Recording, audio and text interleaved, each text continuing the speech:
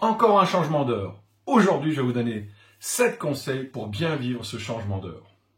Premier conseil, nous sommes fin mars, donc avril se présente. Avril comme avancé, ça veut dire que nous allons avancer d'une heure. 2 heures du matin, il sera 3 heures. Deuxième conseil, nous avons une horloge biologique, ça s'appelle le rythme circadien. Circa qui veut dire environ, dien, une journée, environ une journée. En fait, cette horloge dure 25 heures. Donc vous voyez déjà 25 heures, une horloge biologique, alors que la journée ne fait que 24 heures. Eh bien tous les jours, cette horloge doit être réinitialisée. Et ça se fait par l'action du soleil.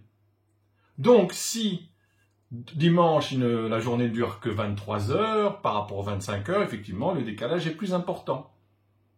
Troisième conseil, nous avons un cycle de sommeil. Le cycle de sommeil, il dure environ 90 minutes.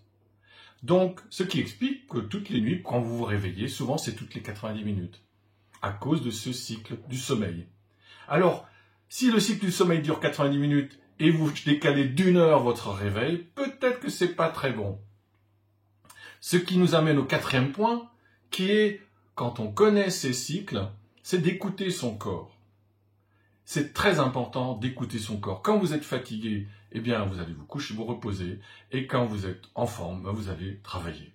Ce qui nous amène au cinquième point, qui est le soir, quand vous sentez cette fatigue et que vous êtes devant la télé et que vous regardez le film, eh bien, allez vous coucher.